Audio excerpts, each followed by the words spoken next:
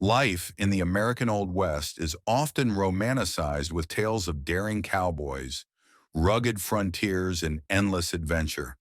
But for children, the reality was far from a storybook. Growing up on the frontier meant facing extreme hardships, relentless labor, and dangers that make modern childhood struggles look like a walk in the park. From backbreaking chores and deadly diseases to the constant threat of violence, childhood in the Old West was anything but easy. In this video, we'll explore 10 brutal ways childhood really sucked in the American Old West.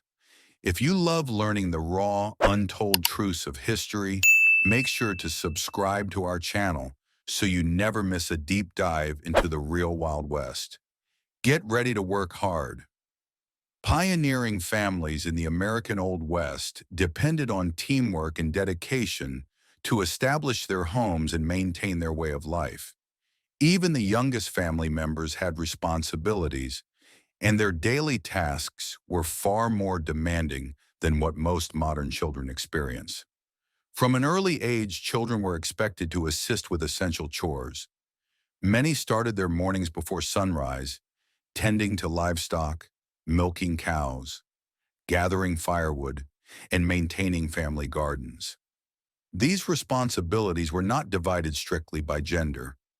Young girls often worked alongside their brothers, sharing in many of the same duties. However, while children played a significant role in keeping the household running, their work was carefully assigned based on their age and abilities. Parents understood that certain tasks, such as managing large animals, were too dangerous for younger family members. Instead, children contributed in ways that matched their strength and skills, gradually taking on more responsibility as they grew older. Many children took pride in their work, recognizing that their efforts were crucial to the family's survival. Edna Matthews, who grew up in the West, later reflected on her childhood experiences, recalling how her family managed the farm while her father served in the Civil War. Although the labor was physically demanding, it gave her a deep sense of purpose and resilience.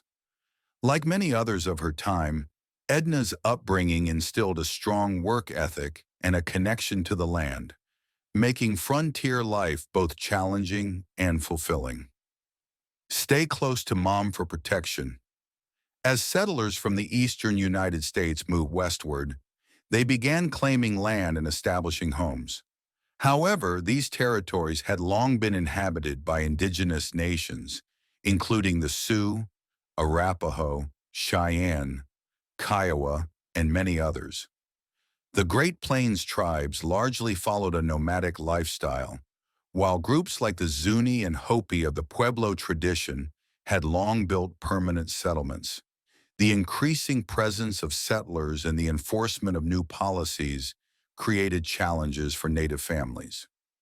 The expansion of settlements, along with the conflicts that followed, led to profound changes for indigenous communities. The Indian Wars and the creation of reservations reshaped their way of life, and among those most deeply affected were children. For generations, indigenous child-rearing practices emphasized a strong sense of community. Children were nurtured and guided not only by their immediate family, but by an extended network of elders and relatives. These traditions had been passed down for centuries, but the arrival of settlers and government policies disrupted these customs. Among Plains tribes, young children often remained close to their mothers in their early years, frequently carried in cradle boards on their mothers' backs. As boys grew older, many were given new names to mark different stages of life. While among some tribes, such as the Blackfeet, girls were less likely to be renamed. Certain children, often from respected families, were chosen for special status within their community. These individuals, sometimes called favored children, were honored with gifts, given special attention, and prepared for leadership roles. As they grew, children took on increasing responsibility within their communities. They learned essential skills related to their social roles, ensuring they could contribute effectively to their people's survival and traditions. While discipline and structure were present in Indigenous upbringing, physical punishment was not commonly used. Instead, guidance came from teachings, storytelling, and the collective wisdom of elders. These practices contrasted with those of settler families but were deeply rooted in a system of care, respect, and communal learning. Do whatever you can to help the family. Life on the frontier was demanding, often taking precedence over traditional societal expectations. The isolation and challenges of the Old West required individuals to adapt, leading men to take on domestic tasks such as cooking and maintaining household hygiene, while women frequently handled labor typically associated with men. Survival dictated that everyone, regardless of age or gender, contribute in whatever way was necessary. This practical approach extended to children as well. Rather than being restricted by rigid gender roles, they were encouraged to develop a variety of skills that benefited their families. Girls, for example, were not expected to solely focus on traditionally feminine activities. Instead, they often learned skills like riding, hunting, or repairing tools. Abilities essential for homestead life. Compared to children in the East, those raised in the West often experienced a different understanding of gender roles. Some settlers even disguised themselves as members of the opposite sex for safety or practicality. Women in particular found that embracing traditionally masculine traits was not only accepted but often necessary. Strength and resilience were highly valued, and in such a demanding environment, these qualities transcended gender expectations. Children, too, participated in this more fluid approach to gender roles. Since survival depended on completing necessary tasks rather than adhering to societal norms, boys and girls alike engaged in a wide range of activities. However, this flexibility in gender expectations did not last indefinitely. As the frontier became more developed and communities grew into established towns and cities, traditional roles gradually reemerged. With increasing stability, families no longer needed to rely on children performing multiple duties, and gender expectations aligned once again with the broader societal norms of the time. Death was always around. Life on the frontier was filled with uncertainty, and death was an ever-present reality for settlers. However, the dangers they faced were not always the ones they feared most. While concerns about conflicts with Native American tribes existed, most interactions were peaceful. Similarly, while wild animals roamed the landscape, attacks on humans were uncommon since most creatures avoided contact. Even in cases of extreme hardship, such as the Donner Party tragedy, most pioneers managed to secure enough food and resources for survival. The greatest and most persistent threat on the frontier was disease. Contaminated water, a common issue in isolated settlements, could turn deadly, especially for children living miles from the nearest doctor. While many worried about gunslingers or the perils of nature, it was microscopic threats, viruses and bacteria, that proved to be the most life-threatening in the Old West. Young children in particular were vulnerable to malnutrition, fever, and dehydration, which were widespread in the harsh frontier environment. The lack of clean water and medical care contributed to an alarmingly high infant mortality rate. By the 1870s, roughly 1 in 5 children did not survive their first year of life. Due to the vast rural expanse and limited record keeping, the actual number of infant deaths may have been even higher. Even beyond infancy, childhood in the Old West remained precarious. Without access to modern medicine, diseases that are now easily treatable could be life-threatening. Common illnesses often overwhelmed young immune systems, claiming the lives of many children and teenagers. This was the harsh reality of growing up in the unforgiving environment of the American frontier. School was even worse for Native children. As settlers pushed further west, Indigenous families faced an unsettling reality: the forced assimilation of their children through government-backed boarding schools. These institutions were not designed to provide opportunity, but were instead intended to systematically erase Native cultures. Indigenous children were taken from their families, given new names, dressed in unfamiliar clothing, and pressured to adopt Christianity.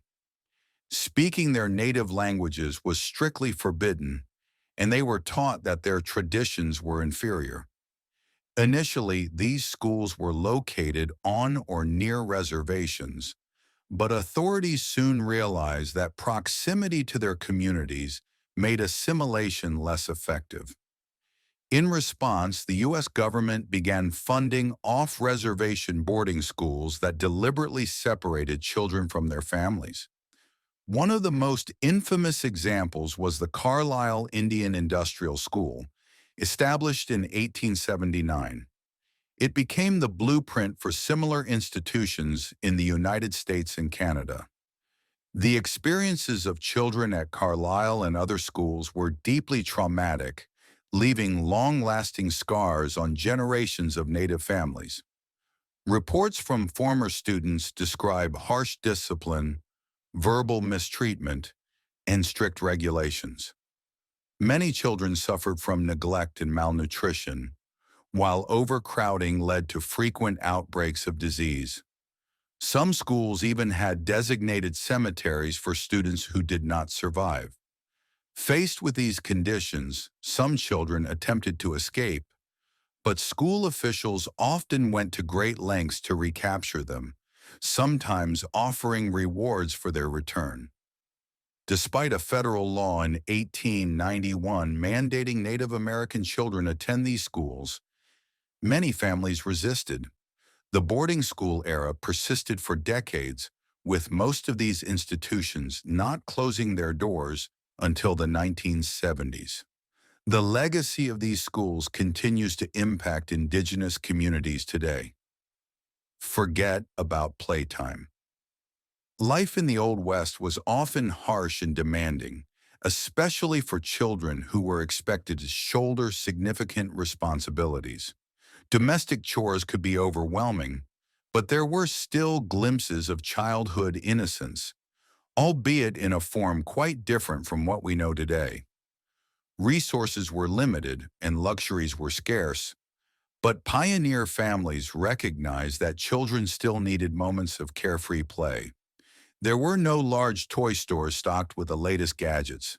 Instead, children made do with what they had, often crafting their own toys from the few materials available to them. For families living on tight budgets, these homemade toys were precious, often repurposing everyday objects like wheelbarrows and sheets to entertain themselves. Despite the lack of modern toys, the spirit of imagination flourished. Social events, like cheese-making parties, offered opportunities for fun and camaraderie, even if only for a brief respite from the laborious routine. It wasn't much, but it brought joy to their hard lives. Indigenous children of the frontier also had their own unique ways of playing. Simple items like strings were used to create intricate designs, resembling the cat's cradle game. Other games helped develop skills such as hand-eye coordination. One popular pastime involved a dart and target game, where children would aim to pass a dart through a rolling hoop. Playtime on the frontier also required a great deal of resourcefulness. Lakota children, for example, would make miniature horses from spare animal bones, spending hours crafting detailed toys. With few general stores around, purchasing toys was not a practical option. So instead of waiting for months to acquire new playthings, children used their ingenuity to create toys from whatever they could find. In the Old West, creativity was an essential part of childhood. Pack up, move out. For children of all backgrounds in the wild frontier, moving to a new home was a common occurrence. This was particularly true for indigenous children, as many tribes routinely traveled across the Great Plains. These migrations were necessary for various reasons, including trade, hunting, finding food, and maintaining relationships with allied tribes. Children from tribes like the Cheyenne, Osage, and Sioux were expected to help with the logistical work involved in relocating their camps. Similarly, children in settler families making their way westward had to carry out their daily chores while on the move. This was true even though the journey could be grueling, with difficult conditions along the trail. While some young travelers found excitement in the constant migration, many others found it to be an unsettling experience. The uncertainty of not knowing what lay ahead was stressful, especially since they were often leaving behind the only home they had ever known. The knowledge that the land could be dangerous only added to their fears. Without the stability of a regular schedule, children struggled to understand why their families kept moving. The vast empty plains presented many challenges, from harsh weather to the constant need to find food and water. For young travelers, the journey could be a frightening experience, but their parents often had little time or resources to comfort them, as the urgency of reaching their new homes took precedence. They simply had to keep going, focusing on the goal of reaching their destination. The future only got more complicated. The American frontier, while often perceived as a place of new beginnings and opportunities, was also a complex landscape of cultural diversity. People from different backgrounds flocked to these Western territories in search of economic advancement and to build families. However, despite the variety of cultures coming together in towns, deep-rooted racist beliefs continued to affect the lives of mixed-race and indigenous children, making their experiences particularly difficult. The turmoil of the post-Civil War period made these challenges even more pronounced. After the 1860s, many Southern families were displaced, and while they sought to establish new lives in the West, they carried with them the lingering prejudices of the South. As a result, this new migration put added pressure on Native American families already living in these regions. Before the Civil War, interracial relationships were often viewed with more acceptance, but the rise of anti-miscegenation laws after the war marked a significant societal shift. These laws made such unions, and the children born from them, more stigmatized, and many fathers, particularly white fathers, chose to abandon their families. This left children, often referred to as half-breeds, to face rejection from both their white and indigenous communities. The social dynamics in the Old West often magnified these difficulties. Many men seeking a fresh start moved further west, leaving behind their previous families and responsibilities. While there were rare instances of mixed heritage individuals gaining some social status or privilege through prominent parentage, for the vast majority of Native American and mixed-race children, life was challenging and filled with hardships.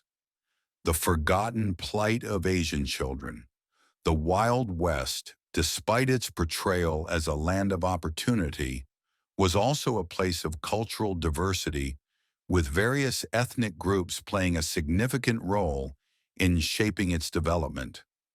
African Americans, Latinos, and Asian Americans were all vital contributors to the frontier, with the cowboy tradition itself drawing heavily from the southwestern vaquero culture.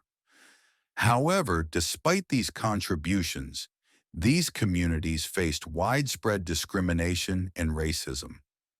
The arrival of Chinese immigrants in the late 1800s, particularly those working in industries like mining and railroad construction, fueled anti-Chinese sentiment throughout the West. This hostility culminated in the Chinese Exclusion Act of 1882, which severely restricted Chinese immigration into the United States. For Asian immigrants, entering the U.S. was a daunting process. Even children were subjected to intense inspections and scrutiny at the border, and many were denied entry. But for those who did manage to settle in the West, life remained extremely challenging. Asian American children in particular found themselves caught between two worlds. At home, they were urged to preserve their cultural heritage, but in their communities they faced pressure to assimilate into mainstream American society. This cultural tension often left these children feeling alienated from both their native cultures and the society around them. In addition to this internal conflict, the overt discrimination faced by Asian Americans made life even more difficult. Many were excluded from certain businesses because of their ethnicity, and this prejudice was deeply internalized by children growing up in such an environment. The emotional toll of discrimination only added to the hardships of an already difficult childhood. School was an ordeal. Life in the Wild West, with its vast and rugged landscapes, was starkly different from what we know today. Yet one aspect that remained crucial was the value placed on education. Settlers worked hard to establish schools, no matter how small, to demonstrate their community's growth and sense of civility. The most common form of education in the frontier was the one-room schoolhouse. It made practical sense to have a nearby, small school rather than a distant, larger institution, ensuring that children could attend school without enduring long journeys. Even though the schools provided an opportunity for children to learn and receive an education, establishing such institutions was no easy task in the wilderness. Teachers in the Old West had a challenging job, as they often had to teach multiple grade levels at once. The scarcity of educators meant that a single teacher was typically responsible for the entire schoolhouse. The local community played a key role in supporting these schools. They were responsible for the upkeep and maintenance of the buildings, including building desks and keeping the wood-burning stoves running. Often, the community would also provide the teacher with housing and meals.